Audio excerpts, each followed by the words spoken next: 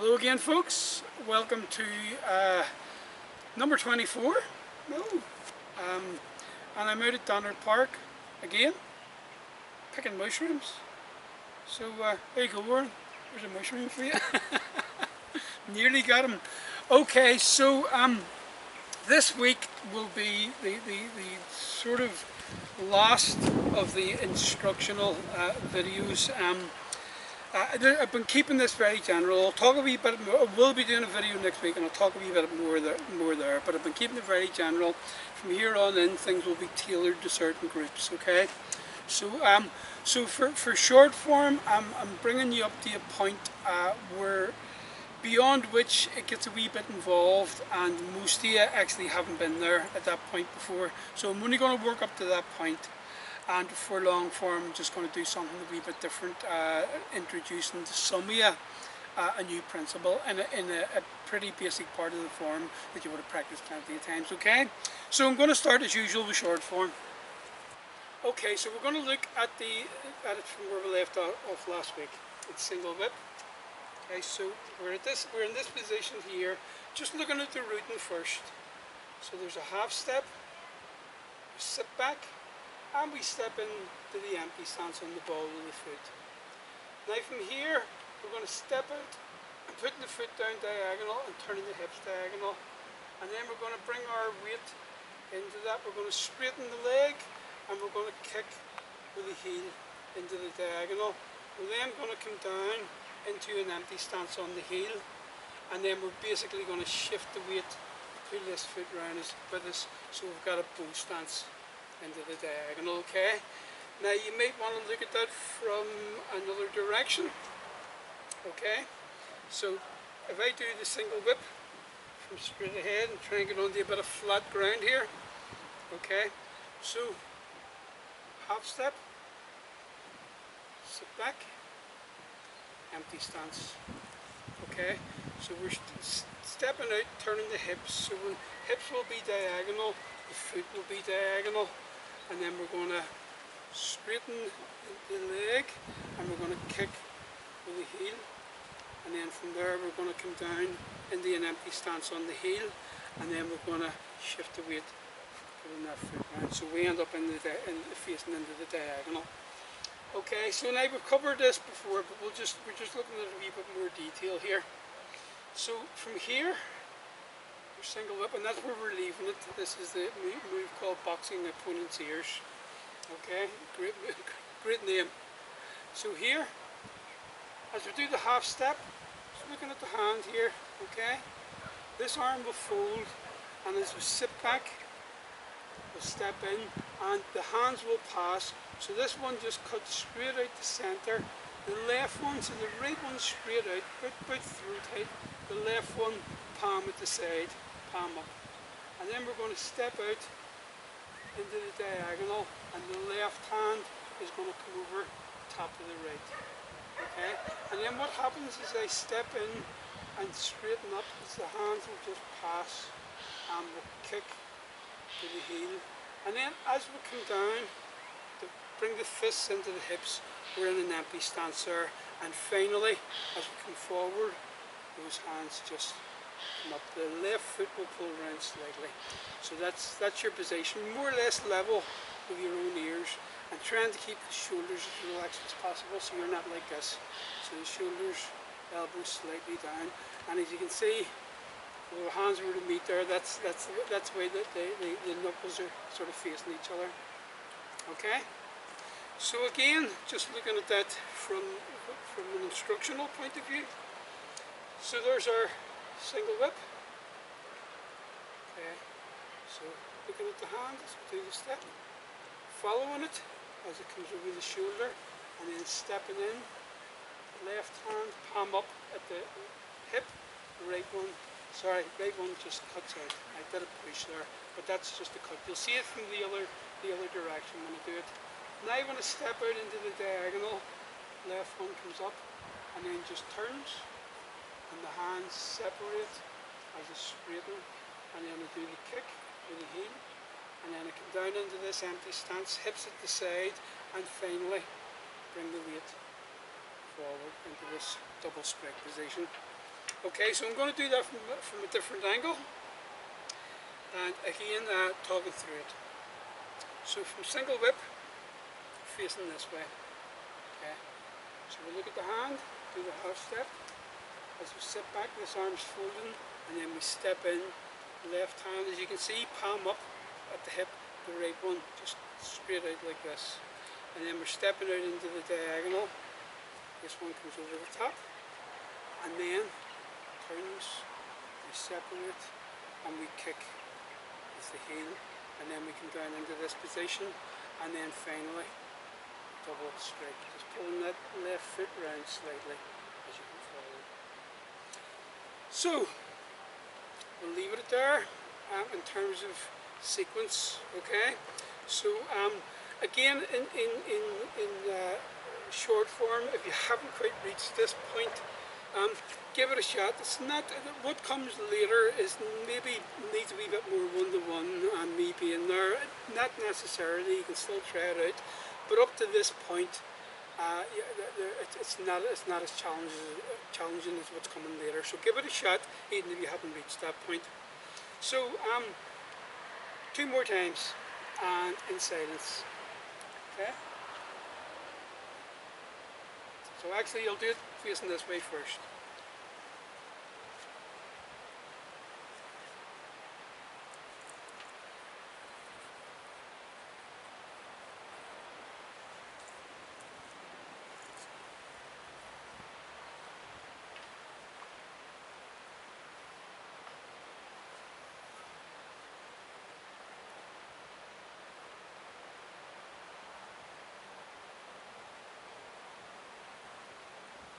Okay, one more time.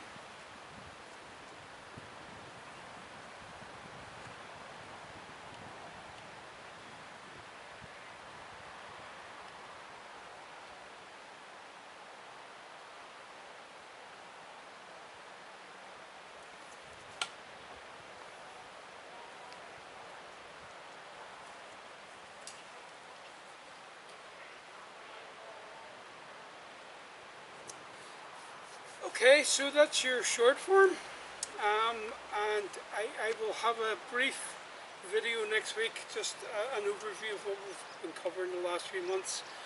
And but enjoy your practice, and I hopefully will see a lot of you quite soon.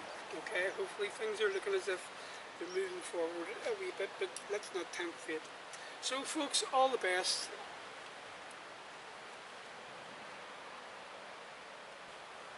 Okay, so this week's long form section. Okay, so last week we had completed the form. Okay, we went through to the very end. So what I want to do, some of you have worked with this, some of you have not, and there's a wee bit of explanation involved in it, and it can be when you first encounter it, maybe a wee bit confusing, but when you start applying it and you start understanding and working with it, it really opens the form up. Okay, and we're looking at it from the point of view of rooting, but it obviously affects the upper body. So from the point of view of rooting, we're going to look at a principle called split.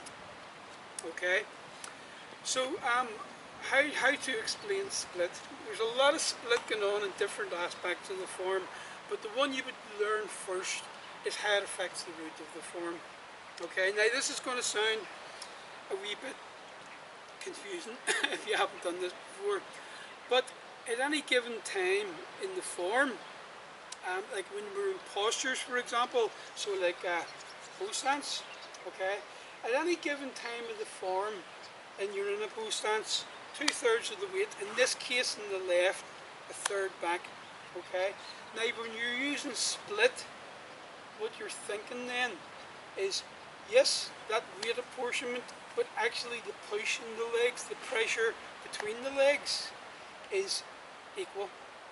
Okay, so that can sound a wee bit like a contradiction, but with my weight being forward like this, I can still push in that leg and I can still push in this leg equally without pushing myself back.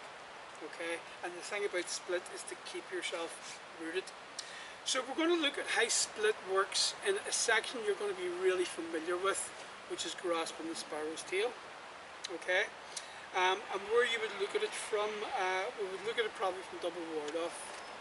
Yes, that's what you would do, because that's where the grasp and the sparrow's tail starts. Now, let's just look at split first and what it does. So, for example, if I've just come into from single ward off to double ward off, okay, that's the way you would do the form, right? So what happens, you'll get to a certain point in the form when you're coming forward into that position, okay, where you'll get into that point where the leg's more or less perpendicular, okay. So rather than doing this thing, sort of leaning into it with the body, you keep that straight, okay. Now where split works then is, so I'm pushing out of the left leg into the right, okay, so you particularly keep an eye on the angle of the upper body here, okay. So when I get into that position where the leg is perpendicular, I keep pushing, so this rear leg will actually straighten slightly more, but I'll keep this one the way it is, and the effect of that resistance in the legs, this one holding its ground and the other one pushing, will slightly elongate me a wee bit. You see that happening there with the upper body. So that at this point then, I'm ceasing to let this leg be the dominant one. It gets me into position, but I'll let it keep pushing while the other one pushes back, and they're split. So it's a very subtle move. You may not notice when you're watching people practicing it, people who've been doing it for a long time, but that's in there every time. So even though you've gone as far forward, the move hasn't stopped. It's still sort of growing slightly. Think about that. So if you're looking at that from hand position, coming forward, I'm there, and just slightly elongate the body a bit. Okay? So then, roll back. Now, roll back's the same as what always happens in roll back, but then that split will come in again and press. So when I get forward, that's the point. There's the press shape. It's not quite finished, so I employ split where the body is just elongating slightly, and I'll let that continue just to ever so slightly open till that point, and then I'll do the separation, and then exactly the same thing will happen in the push. So we'll get forward into the push, there's the leg perpendicular, the other one keeps pushing, so there's like a stalemate between the legs, and that sort of just lunges me forward slightly. So although the weight shift has finished, there's still a wee bit of growth in the move, okay? And what that is important when it comes to really working with continuity in the form, moving between one move and the other, it's really important. So that it actually links up, so there's no discernible stop, and that's where it is. It's in split, so it works on all sorts of things. So I would just show you that from another angle, okay? So I'm just gonna start by doing a single ward off and turning into double. Okay. So here, left foot coming round, sit back, step out into your, it's gonna be your bow, and then forward. So that's me forward into the ward off position, double ward off, and then what will happen is I'll keep pressing in that rear leg and letting the right one just stay in that perpendicular position, so that's the resistance. And as you can see, that sort of comes slightly forward, and then there's roll back, stand back to make the press thing. The same thing when I come forward, just that, get to that point and just let the legs do the work. Separate, sit back, and then finally into the last one, the push, and again just slightly lunging forward beyond the root, basically. So if I'm rooted here, then I'll just go slightly forward, and that's what happens. It's like you're projecting the upper body, the intention in the hands out, and split allows that to happen. So yes, I know it can be confusing. I remember the first time I was walking out of a class going like that, what did he just do to me? but it really does tie the form up the more you work with it, and it's everywhere in the form. You know, those of you who've worked with Split have looked at it in different places, but if you're only, and again, like, even those of you who have done it in different places, looking at it and grasping the sparrow's tail is putting it into the form a lot of times, because it occurs so many times.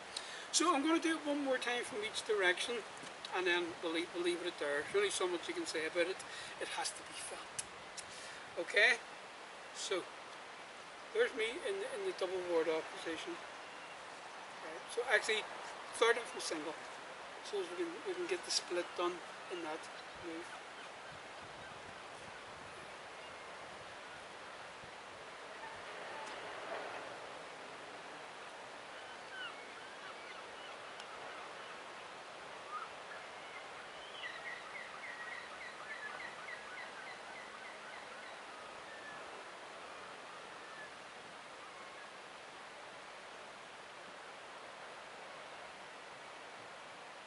Okay, so that'll be more obvious now from this direction.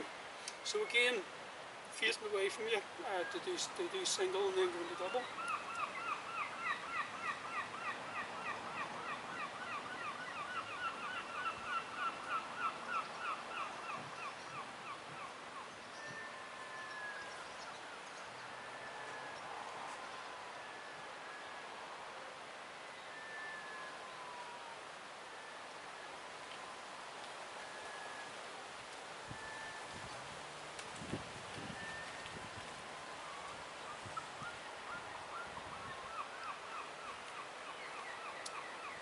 Okay, now so there's all sorts of other wee subtleties, bits and pieces in terms of where split happens.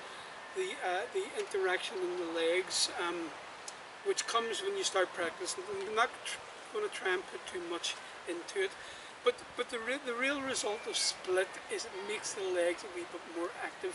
Okay, you're not just sort of stepping about. You know, you're really bringing emphasis back to the root again. Okay, so really good for the legs, really good for the balance. You know, there's a lot of benefits to doing it, and you'll all, no matter where you are in the form, most of you will be there at some point looking at this, and so it really doesn't do any harm. It may take, for those who haven't done it before, who haven't encountered split, it may take just looking at the video a few times, really studying what I'm saying. And really, like everything else, take your time, but it makes a huge difference. It really does make a big difference to the form. It just brings it on to another level, so it does. Okay, so yes, as I was saying earlier on, this is the last of the instructional videos, the general ones at least. You know, there may still be other videos, but they're going to be tailored towards different groups, so that remains to be seen what's going to happen. But I'll explain all that in the final video next week. So enjoy your practice, everyone, and I hopefully see you all soon. Okay.